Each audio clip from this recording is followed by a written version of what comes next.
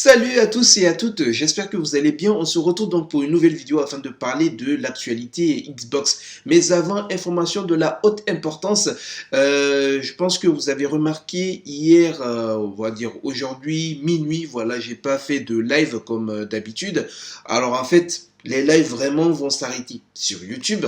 Et quand je vous dis vraiment, c'est vraiment voilà, pour le bien de la chaîne.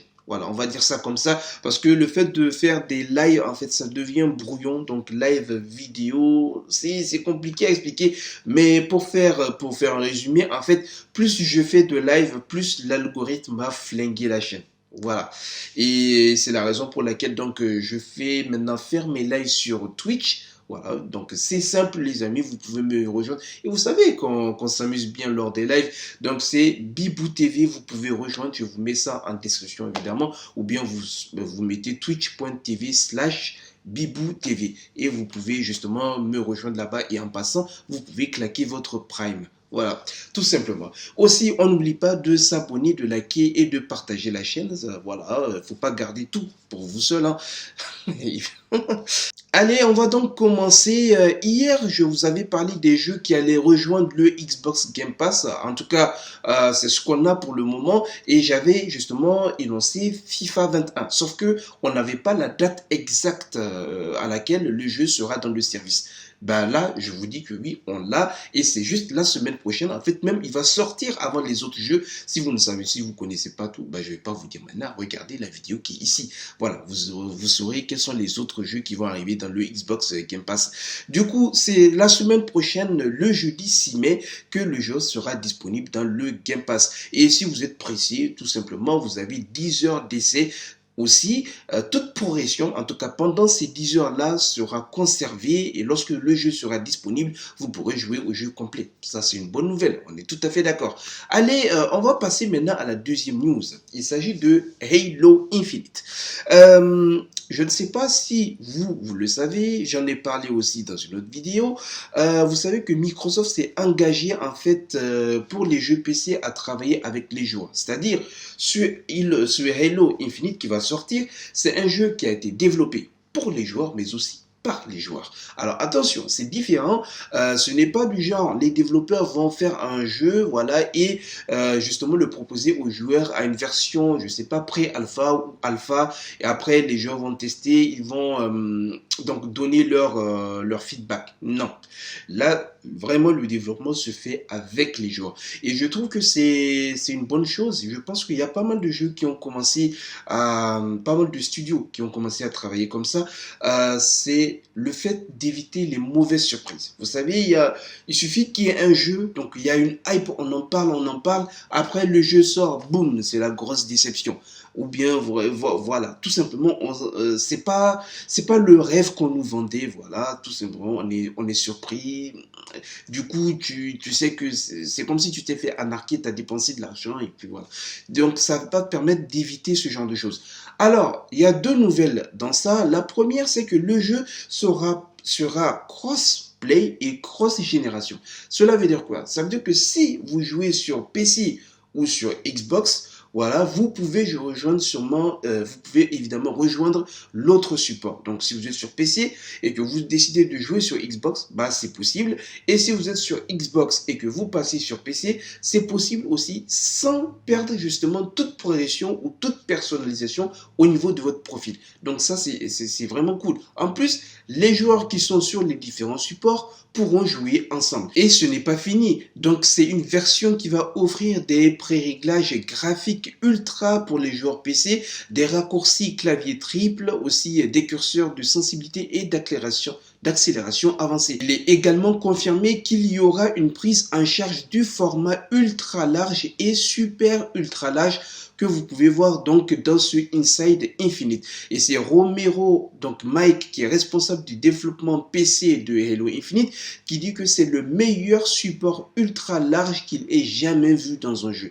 Et le même post Inside Infinite a également partagé diverses autres images que vous pouvez voir évidemment de comparaison afin que les joueurs puissent avoir une meilleure idée de l'échelle et du champ de vision lorsqu'ils jouent sur des résolutions plus élevées dans la version PC. Alors, tout ça c'est bien, Mais voilà, je me dis, et nous, pour les joueurs Xbox, qu'en est-il? Voilà, FOV, résolution, on ne sait pas, il n'y a pas d'infos. Xbox Series X, Xbox One. Ah oui, ça c'est bien. Du coup, on voit bien qu'ils n'ont pas laissé la version Xbox One. Voilà, donc il y a la One qui a été citée évidemment dans cross génération, voilà, crossplay et ainsi de suite.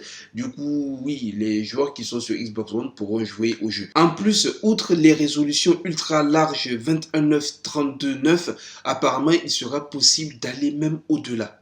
Franchement, les joueurs PC, vous êtes gâtés. Alors, même s'ils n'ont rien dit concernant les consoles Xbox Series et puis Xbox One, bah, c'est dommage quand même. On aurait voulu savoir voilà, un peu plus concernant la résolution. Est-ce qu'il y aura du ray tracing? Combien de FPS? Et ainsi de suite. Est-ce que ça sera 4K natif? Ou bien, voilà, il y aura un mode résolution, un mode performance? On ne sait pas. Mais vous savez quoi? Bientôt, c'est l'E3 2021. Alors, dans un peu plus d'un mois, peut-être on aura plus d'infos par rapport à cela. En tout cas, abonnez-vous et dès qu'il y aura des infos, vous serez informés. Ou c'est là où on va passer à la troisième info. Tom Warren a précédemment partagé une vidéo comme quoi il était en train de jouer sur justement Xbox à des jeux PC. Peut-être que Peut-être qu'on pourra jouer justement à Halo Infinite si on a évidemment un écran wide ou ultra wide, sachant que les Xbox ne supportent pas d'écran ultra wide. Alors j'imagine même pas super ultra wide. C'est dingue un PC. Du coup, tout cela est possible via l'application, en tout cas la nouvelle application Microsoft Edge, donc pour Xbox. Et d'ailleurs, je pense, bon, je devrais faire une vidéo dessus, mais c'est une application maintenant qui supporte le clavier souris, ce qui fait que vous pouvez travailler et vous pouvez jouer. Donc alors qu'avant c'était pas possible. Donc Tom Warren avait partagé donc sa vidéo. Il dit que actuellement je peux diffuser des jeux Google Stadia et utiliser la souris et le clavier sur Xbox. Mais j'ai également pu diffuser avec succès des jeux PC de Steam vers Xbox via le navigateur. J'ai joué à Counter-Strike, donc Global Offense, c'est ce qu'on appelle CSGO, Death Stranding, Dota 2 et à un tas d'autres jeux PC qui ne sont tout simplement pas disponibles sur Xbox en ce moment.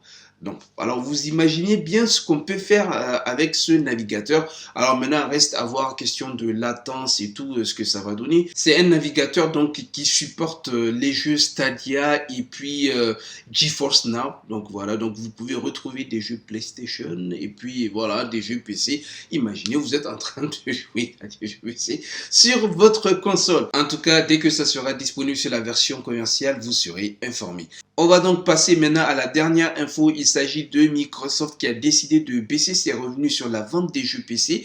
Ils vont faire comme Epic Games tout simplement. Vous savez, ce qui se fait, c'est du 70-30. Ça veut dire que si il y a un jeu qui est vendu sur une boutique, que ce soit Epic Games ou Microsoft Store ou en tout cas quelle que soit la boutique, le développeur va percevoir 70% et justement le gérant de la boutique, on va dire ça comme ça, donc va prendre 30%. Voilà. Et Epic Games avait dit que maintenant, pour eux, c'est 88% pour les développeurs parce qu'ils font le plus de taf et 12% pour justement la boutique. Eh ben, Microsoft a décidé de faire pareil. C'est donc Matt Booty qui est patron de Xbox Game Studio dans une déclaration qu'il a faite jeudi passé. Il dit, dans le cadre de notre engagement à donner à chaque créateur de jeux PC les moyens d'en faire plus à partir du 1er août, la part des développeurs dans les ventes nettes de jeux PC du Microsoft Store passera de 70 à 88%. Il dit aussi que nous travaillons régulièrement sur des fonctionnalités qui améliorent et ou permettent une expérience plus personnalisée comme la barre des jeux Xbox. Nous apportons également donc plus d'amélioration de la qualité de vie aux joueurs sur PC, y compris une fiabilité d'installation améliorée et des vitesses de téléchargement plus rapides au cours des prochains mois. Alors, je pense que au niveau des... C'est déjà bien, hein, c'est déjà bien. Je pense que ça va leur permettre d'avoir plus de développeurs qui vont apporter les jeux sur le Microsoft Store. Donc, ça va attirer les devs. Mais en plus, vous savez, récemment, des joueurs PC ont commencé à se plaindre concernant le Game Pass PC parce qu'ils payent un abonnement. Ceci dit, ils n'ont pas beaucoup de jeux. Contrairement à Xbox où à chaque fois ils voient qu'il y a un jeu qui arrive sur la console, ceci dit, c'est pas pareil pour leur plateforme. Et donc le fait de faire ça, à partir du 1er août, les développeurs vont justement apporter plus de jeux parce qu'ils savent qu'ils auront une plus grande part et pourquoi pas, peut-être que ces jeux vont justement atterrir dans le Xbox Game Pass et cela va aider les joueurs PC à avoir plus de contenu. Voilà les amis, c'est la fin de la vidéo. En tout cas, on n'oublie pas le petit pouce bleu, les abonnements, les commentaires. Et puis, on se dit donc à la prochaine pour une nouvelle vidéo. Et on n'oublie pas, sur Twitch pour les prochains lives, donc c'est de 14h à 17h et de minuit à 3h du matin. Allez, salut!